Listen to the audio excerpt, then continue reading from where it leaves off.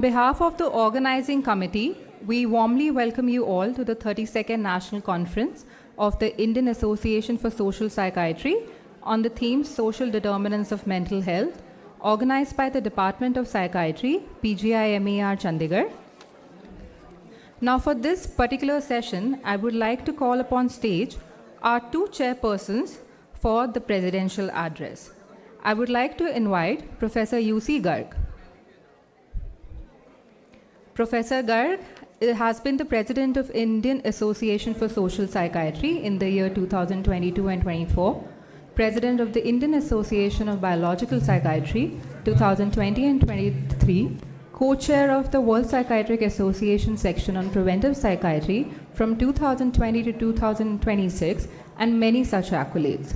Sir has been the organizing chairperson for the National Annual Conference of Indian Association for Social Psychiatry 2022, organizing chairperson for the National Annual Conference of Indian Association of Biological Psychiatry in 2019, organizing chairperson of the National Annual Conference of Indian Association for Social Psychiatry 2015, and many more. Sir, I welcome you on the stage. Now, I would like to invite Professor Varghese P. Punnus on the stage. Sir is the current Vice President of the Indian Association for Social Psychiatry and Principal of Government Medical College, Kottayam, Kerala. Sir has multiple awards, honors, and publications under his belt, like Fellowship for Young Psychiatrists of World Psychiatric Association, Asia Pacific Award of World Federation of Mental Health, Mafatia Award co-author, and Sir has more than 40 publications and 3 chapters in textbooks. Welcome you, sir. Now, I would like to request our chairpersons to kindly introduce our honored president, Dr. Professor DEBASISH BASU.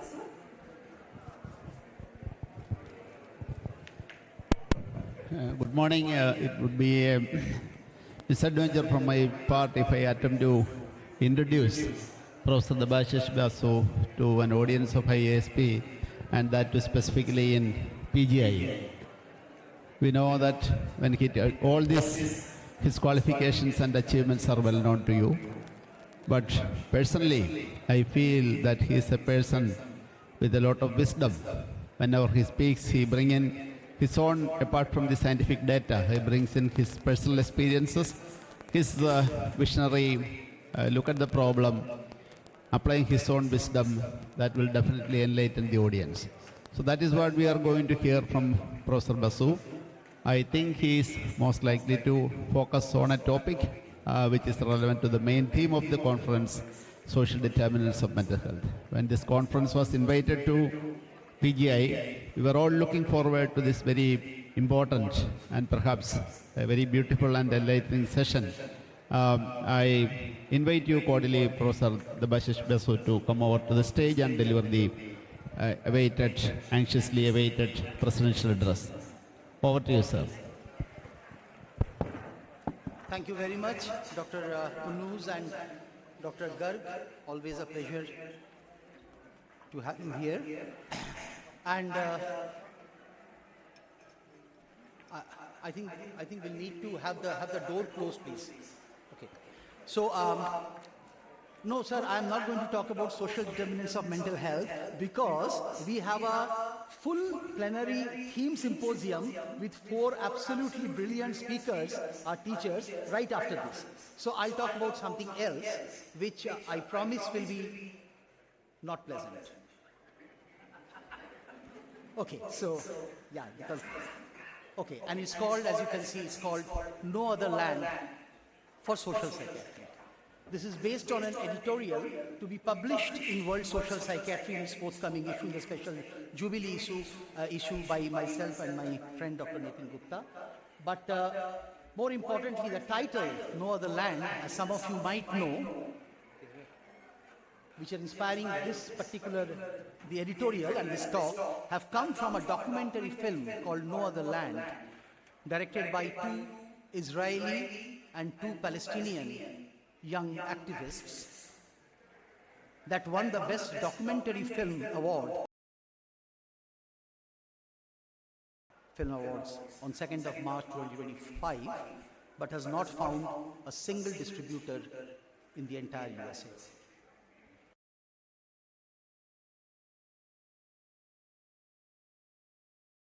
It's dedicated to so many people, starting from Professor N. Vig, but to specifically two people, I bow my heads to them, standing in this podium, humbled as your president of your association.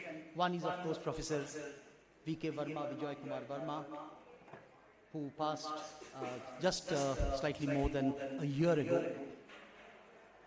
He was truly a man ahead of his times, and we were honored to publish a volume in his memory last year during this time only. And this is one of those early photographs. I had asked Dr. Srinivas Murthy to stay back. One of the reasons it was for this photograph, sir. I used to, I think it was fondly known as the Chandigarh Mafia at that time. So pardon me for that. As you can see, Professor V.K. Verma, a much younger one, Professor N. Vig, and if I'm not mistaken, then it is Dr. Srinivas Murthy. At the time of the WHO team, when those early days, I think, sir, of Raipurani days, etc. So one dedication to Professor V.K. Verma, my teacher, and the other one is my another guru who I can never ever forget, Dr. Ali Malhotra. And again, he passed last month, but a few years ago. And as I always say in drug addiction, that lest we forget that we are here today because you were there yesterday. So with these two dedications, let's go back 40 years ago, 1985, exactly 40 years ago. Why was this important? The first national conference of the Indian Association for Social Psychiatry was held in Kodaikanal in February 1985 under the chairmanship of Professor A. Venkoba Rao, who was the founding president of IASP, and Professor V.K. Verma was the founding Secretary General, as has been told already. And secondly, the Indian Journal of Social Psychiatry was born in 1985 actually, although the first issue was published in January 1986 under Professor V.V. Sethi as its founding editor, and we have the current editor, Professor Vivek Agarwal, also with us, and it has been continuously being published partly from our department as well. The third thing important was a very important factor in 1985, just 1 year after IASP was founded, is that it became formally affiliated to the World Association of Social Psychiatry. Courtesy Professor V.K. Verma and the people in WASP. And that association is a very strong and ongoing association, as you have heard, that we have had past presidents, Professor Roy Abraham, and the president-elect to be installed now, Professor Rakesh Chadda, and many other connections. That's a long story. So that connection gives IASP an international platform as well, because my talk is going to be based on an international platform, not just Indian. As you can see, there's a long list of all the conferences. The very first one, and the second one is in Chandigarh. The very first one in 1985, the theme was violence within society. So social psychiatry has always concerned itself with conflicts, violence, and these issues. We have not shied away from that. I'm telling you because that will come up in a very big way in my talk just now. This is a photograph of 3rd December 1985, again 40 years ago, and many of you will recognize yourself, your younger selves in that, but this is another, I think, quite an iconic photograph. Some of us have left us now. So, and this is the second annual conference of IASP, 1986, nearly 40 years ago, in Chandigarh, in PGI Chandigarh. You can recognize a number of people there, and the then director, I think Professor P.L. Wahi, and Dr. S.D. Sharma, Dr. M.M. Khan, etc., Dr. P. Kulara, Dr. V.K. Verma, Dr. Amin Malhotra. Another photograph with I think of the same time, I believe so, because I can see that IASP icon is there on Dr. Savita Malhotra and Dr. Amin Malhotra's thing, and also Dr. Amin Malhotra is wearing a particular medallion, which I believe is the earlier predecessor of this one, along with Dr. A. Venkoba Rao and I believe Parvati Devi is wife. Madam, presenting at the conference, ma'am, nice to... I really fished out certain photographs from my huge collection of the departmental photos. And this is the benchmark World Congress of Social Psychiatry in 1992, the first such World Congress in an area held in India in an area of psychiatry. Professor V.K. Verma and other people talking about there. So, and this is another one in 1995, the WPA Transcultural Psychiatry Section Symposium, which was organized by IASP on behalf of Indian Association of Social Psychiatry from the department. Okay, so again there are people there, including a much younger self of myself there. So as you can see, it's difficult to recognize. And the last of the photograph session, Professor VKV used to call it the multi-generational photo. This is in Lucknow, 2009, which was the 25th year of IASP. So Professor V.K. Verma, Dr. Jiloha, who should be there anytime with us now to deliver his oration, and all other people who you recognize. Professor Chavan is no longer here. We, social psychiatry. We, social psychiatry. It's very easy to give accolades to each other because we have achieved a lot and we have stayed back, we have fought, but this talk is not about accolade. This talk is about actually brickbat and about, as I said, I will challenge you, and I will challenge you to prove me wrong. As Greta Thunberg had said, that prove us wrong. This is the quotation from the movie, the movie that I talked about, No Other Land. The Palestinian, I don't know if you know the story, I'm not going there. It's a destruction of a particular village called Masafar Yatta. Anyway, we have no other land. It is our land. That is why we suffer for it. This is, I'm just transposing you from Masafar Yatta or West Bank to social psychiatry, okay? I'm using that as a metaphor. We're talking about social psychiatry. We are social psychiatry. This is our land. We have no other land. In 1903, the term social psychiatry can be traced back to a paper by a German psychiatrist at that time.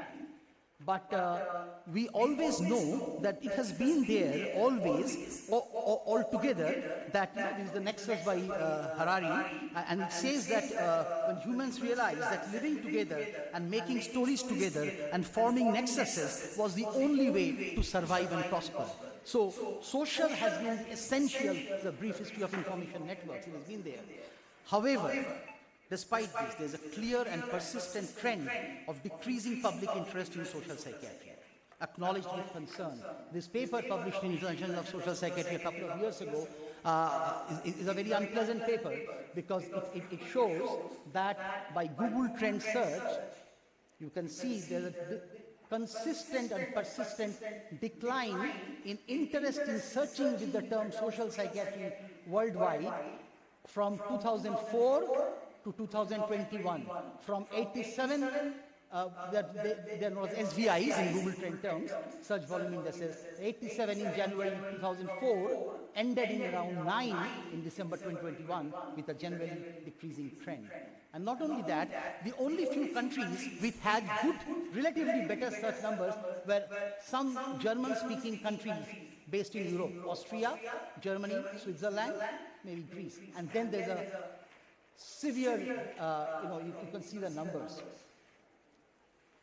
And it invited concerned comments from top people. So just going through them, the Tom Craig and Andrew Molodinsky and etc. And it's just that there's a confident challenge thrown by the famous psychiatrist Samuel Guzzi in 1989, still stands, biological psychiatry. Is there any other kind? So that was that. And not only that, from 1989, now there's a calm assertion clearly by our friend, is that psychiatry is simply biological. He has said that they don't talk about biological psychiatry because that's a wrong thing. There can be no biological psychiatry because all psychiatry is biological and there is no other psychiatry. Okay? This is just recent, the first one. So, hence in this talk, penned as an opening statement of the 32nd National Conference, I intend to sound dystopian by design, instead of creating an echo chamber of self-laudatory mutual backpatting. I intend to give ourselves a reality check, or better, a reality shake, challenging ourselves to face the reality and hopefully to change it for the better. In doing so, I draw upon images and analogies from what is happening around us and how they are impacting or not impacting us. So, the official journey started, I'm mixing it up, IASP and WASP, because it is important, as I said, to have the world platform. This is Bucharest, Romania, 2019, when the journal was first launched. Norman Sartorius, you can all recognize, of course. And the first editorial itself talked about mens sana in, mens sana in corpore sano, healthy mind, healthy society, but this was mens sana in societate sano, so towards a wholesome, in a healthy society. But we did talk about, even in the second editorial, we talked about social psychiatry in a disturbed world. Because today's world is disturbed in many ways. We live in an increasingly difficult time marked by growing hateful extremism, violence, terrorism, climate change and other environmental threats, migration, globalization, different ways of us and them, stigmatization, etc. The list is long and winding. And all these feed into our psyche, tormenting, disturbing and violating the equilibrium with mental health consequences. So, we live in a world which is full of conflicts and wars and various kinds of discrimination. Amongst this, we talked about various aspects. We talked about loneliness. This is just a series of the editorials. So, we talked about loneliness. We talked about the aspects of loneliness, that how we have to see it in its macro, meso and microcosms, not just within one person, but seeing it in the context. We'll come back to this later. And then, of course, the world was struck by COVID-19 pandemic, and we wrote something about called The Plague, in which we took an analogy from the famous book by Albert Camus. Again, we put it in the social context of, it's not just COVID-19, one virus infecting a person, but it has to be seen in the entire context of various eco-social determinants of mental health that we are talking about today. So that's about the plague. We talked about an intolerant, xenophobic world afflicted with what I term the social autoimmune disorders, because we are ourselves differentiating, I hypothesize, that about, just like autoimmunity, that a part of us, we think it's no longer us, it's them, it's foreign, and we are reacting to it. WASP at that time took a very clear position on the war in Ukraine, which is still there in the website. It has not taken any such stand so far about the other war which is going on and which is actually completely devastating. And then this started. So I'm not going to make any comments. I'll just take you through a series of photographs, admittedly disturbing, admittedly very graphic. So please bear with me. I told you, I forewarned you, it's not going to be pleasant.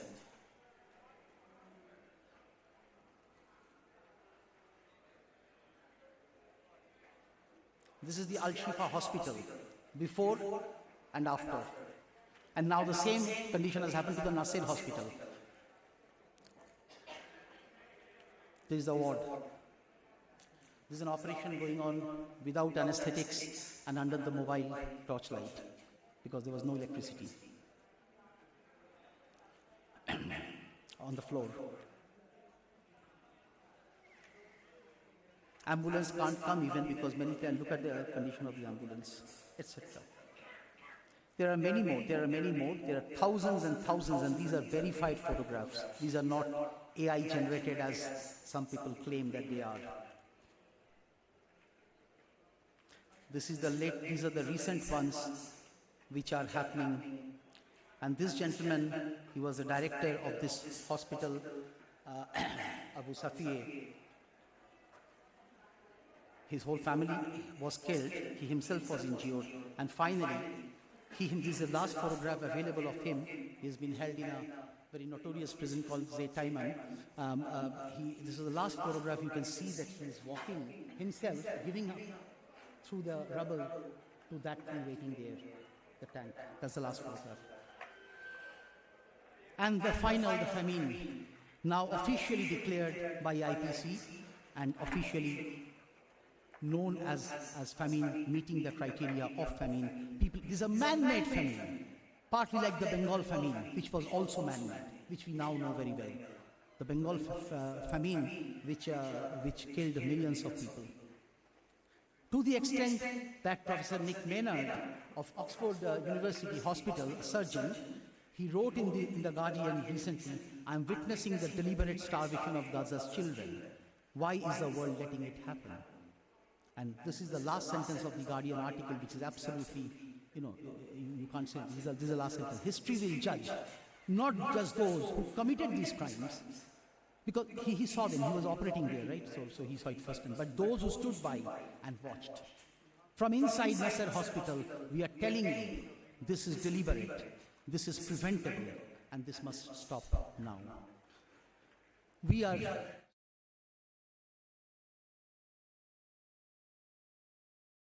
Fortunately, it did carry a lot of accolades also, but there were controversies raised to that. Professor Srinivas Murthy was kind enough to call me all the way when I was in New York at that time. Anyway, so we are social psychiatry. This is our land. We have no other land, just like they are saying. But our land has been taken up, just like their land has been taken up or being taken up. Our land, where is our land? Where is our land of social psychiatry? I showed you this paper just now, but there are more. The world is more and more being led to believe that there is a drug for all maladies of mankind.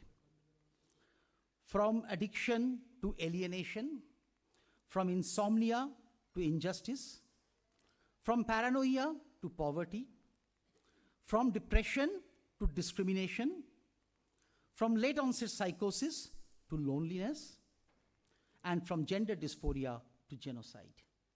There's a drug for everything. Even when there is talk of biopsychosocial model, we do talk, but we pay a lip service, right? It can quickly descend into optics and lip service. There's a biologization of even the psychosocial construct. That's something which we don't often see. We talk about integration, but I'll come to that. When we talk about integration, integration can take place only between equal partners, not otherwise.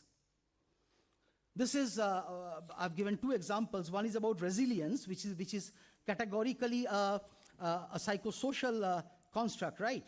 But what is happening is that, I'll just read it out from what I wrote there. So there are claims of putative genes and other molecular biomarkers for resilience that make an individual more or less resilient, or the resilient phenotype, right? Other than the conceptual and methodological quagmire of such kind of studies, already there are profit-making advertising efforts.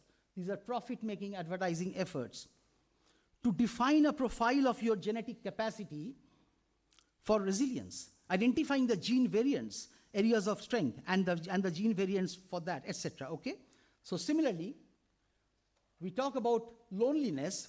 That's why I showed you the macro, meso, and micro context of loneliness. We know that loneliness helps, can have bad effects on physical health. We know that there are certain biological aspects of that. We did a journal club on this article very recently, last Saturday. But it's a great article, plasma proteomic signature, etc. See what is happening.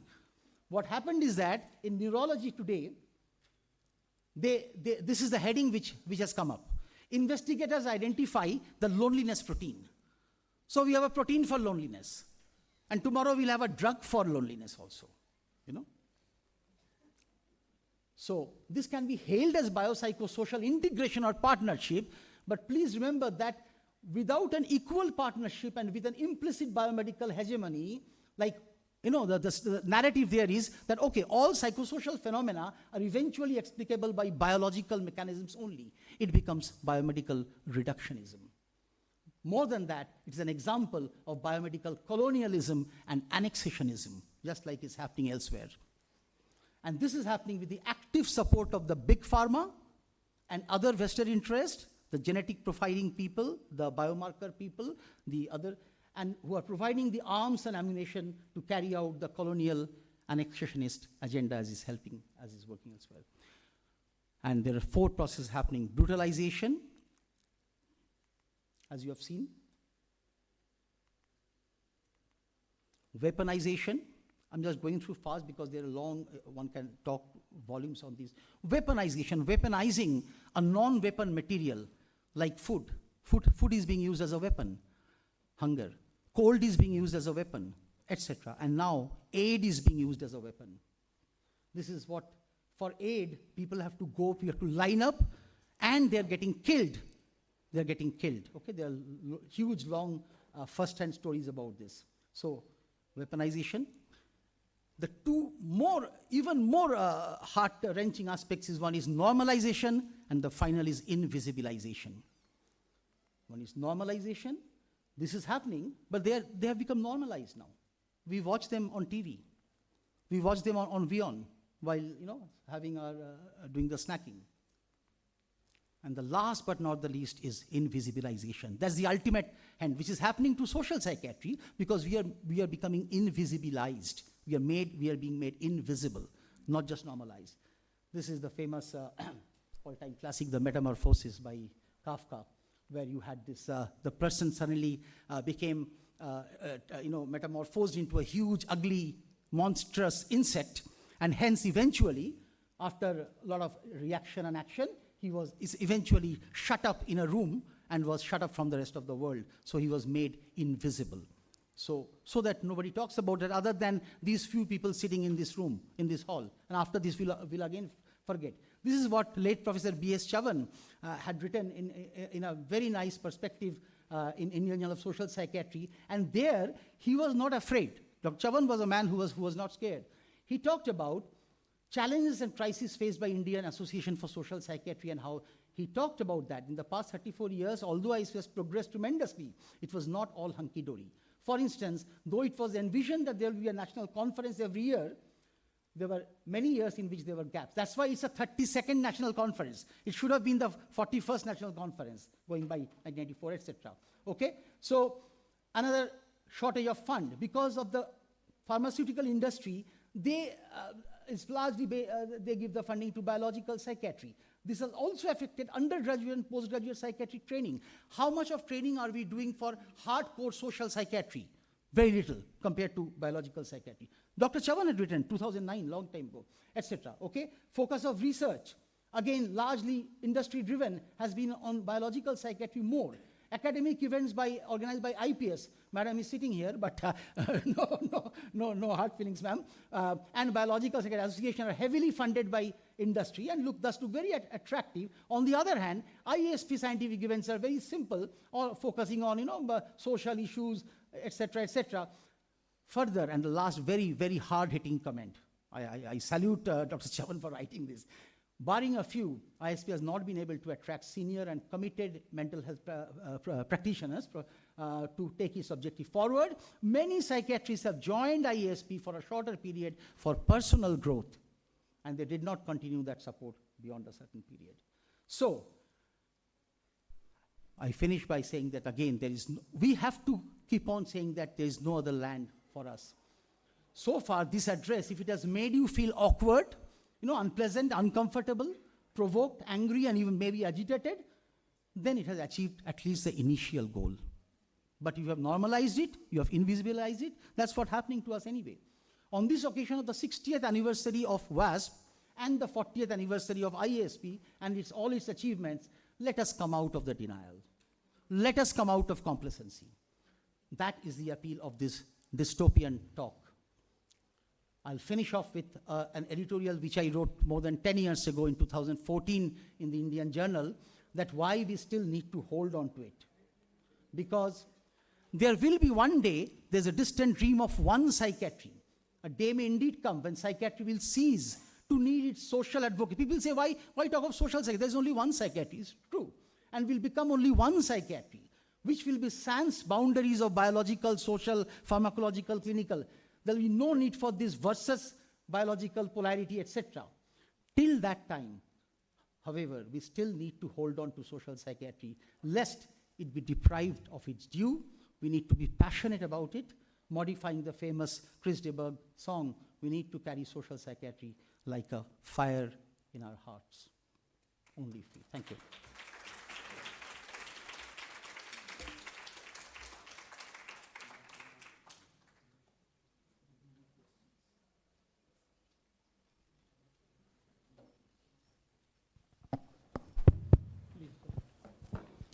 Thank you, Professor Basu, for delivering your presidential address. As always, again it is a mesmerizing